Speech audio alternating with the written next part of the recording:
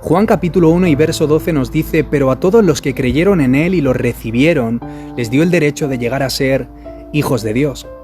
¿Sabías que el Evangelio es la propuesta más escandalosa que jamás podrías ofrecerle a alguien? Esta propuesta tan perturbadora haría fundir los plomos a cualquiera, y os diré por qué.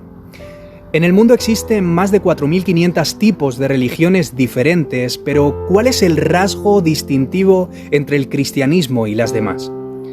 ¿Cuál es la diferencia? ¿Por qué razón el cristianismo y no el hinduismo, el islam o cualquiera de todas las religiones que hay en Asia? Posiblemente te hayas hecho esta pregunta a lo largo de tu vida. Yo desde luego que sí que me la he hecho, pero ¿sabías que el cristianismo se distingue por el hecho de diferir entre el resto de religiones del planeta? Ya que la religión no es más que la lucha del ser humano al tratar de lograr la aprobación de Dios por medio de su esfuerzo. Una gran montaña de normas que solo anestesian la conciencia, pero no destruyen, para reconstruir de nuevo esa parte interior del ser humano que grita por un poco de alivio. Y la religión, al igual que los archivos de tu smartphone, almacena una por una de todas tus buenas obras en una galería llamada egocentrismo y a resumidas cuentas, enfocándolo absolutamente todo a nuestros méritos y no a los suyos. Mientras que el Evangelio podría resumirse en 5 escasas letras y que no tienen nada que ver contigo: Jesús.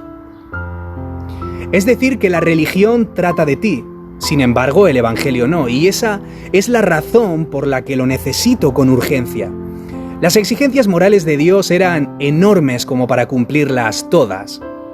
Sin embargo, al confiar en ese que lo cumplió absolutamente todo en mi lugar, no solo soy perdonado, sino que también aceptado tal y como soy, sin la necesidad de confiar en mi autosuficiencia moral para conquistar a Dios, y solo confiando en aquel que logró vivir, perdonar, amar como yo jamás lo habría hecho en 20 vidas, será más que suficiente, y eso es radicalmente opuesto a la absurda idea que algunos tienen sobre el cristianismo. Ser cristiano no es igual a simpatizar con una religión, acudir a terapia, hacerte miembro de un club, inscribirte a un gimnasio e ingresar a una academia de baile, ya que si fuera así, la iglesia sería el sitio más aburrido del planeta y seguro que tú y yo no pasaríamos media vida dentro de una.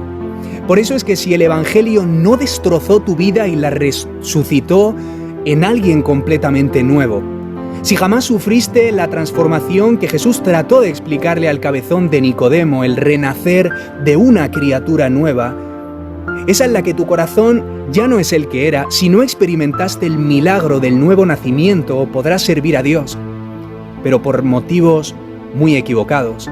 Y como dice el verso 12, solo creyendo en esta verdad y haberla recibido en el corazón, nos otorgará el mayor derecho de todos los derechos del planeta, el derecho a convertirnos en hijos de Dios. Hijos de Dios, un término desgastadísimo en el lenguaje de la Iglesia, pero a su vez un término muy diluido por la mala interpretación de su significado. La Iglesia moderna vivimos enfrentados con este dilema. Siendo francos, vivimos inmersos en un mogollón de actividades, programas, eventos, calendarios, y eso está genial, pero existe algo peligrosísimo en todo esto, y es que debemos hacer un stop en el camino y preguntarnos si todo lo que estamos haciendo lo estamos llevando a cabo desde el enfoque correcto y según Juan capítulo 1 y verso 12, desde la posición de hijos. Y ser hijo es una condición inherente a lo que somos, nada que ver con lo que hacemos.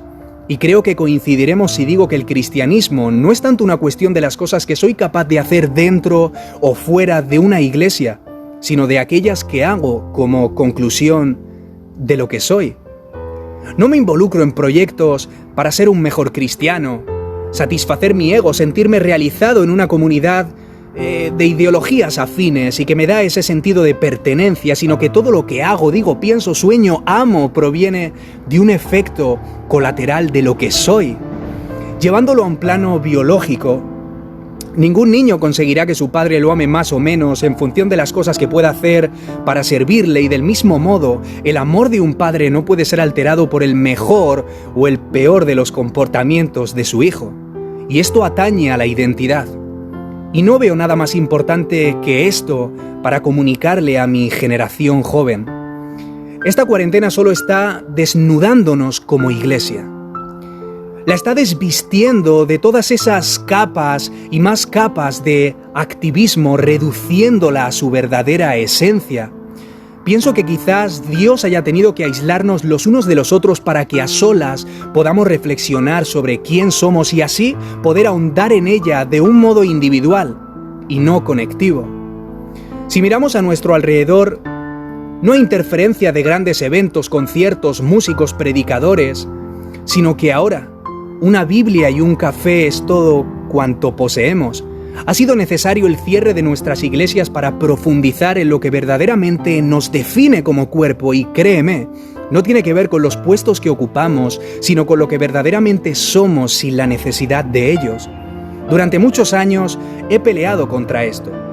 Creía que al dedicar un mayor tiempo a la oración, la lectura e incluso a las buenas obras, lograría ascender a un puesto superior que por el contrario, cuando mi nivel de relación con Dios disminuía, pero tu dignidad no proviene de tu nivel de nada, sino de Jesús, convirtiéndote de un chaval rumbo al infierno en el mayor príncipe y princesa que ha dado esta generación, en un hijo del Rey.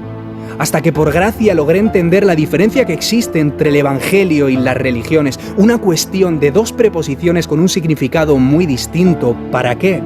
¿Y por qué sirvo a Dios? Y cuando esto se acabe, al fin se cumplirá en nosotros el famoso Romanos 8:19, porque el anhelo ardiente de la creación es el aguardar la manifestación de los hijos de Dios. Una gran pandemia habrá llegado a su final, pero otra diferente comenzará a plagar cada rincón de nuestras calles y el cielo convocará estado de alarma en la creación cuando los hijos de todas las partes de España salgan de sus hogares ondeando bien en alto la bandera de su identidad.